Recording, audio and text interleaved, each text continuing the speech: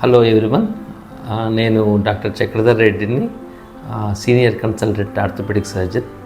నేను ఈరోజు కొన్ని ఆర్థోపెడిక్లో ఉన్న డౌట్స్ని, జనాల్లో అపోహల్ని, వాళ్ళు ఏమనుకుంటున్నారు, ఏది కరెక్టు, ఏది నిజము, ఏది అబద్ధం, కొత్తగా వచ్చిన అడ్వాన్స్లు గురించి మాట్లాడదాం అనుకుంటున్నాను. నా ఫస్ట్ టాపిక్ వచ్చి జాయింట్ రీప్లేస్మెంట్.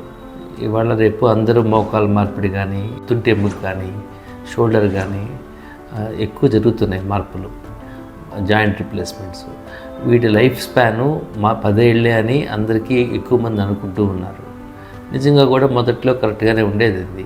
కానీ ఈ మధ్య వచ్చిన రెవల్యూషన్స్, అప్గ్రేడ్స్, వాటి వల్ల ఏమైందంటే అది 10 ఏళ్ళు కాస్త 20-30 ఏళ్ళు దాటిపోయింది.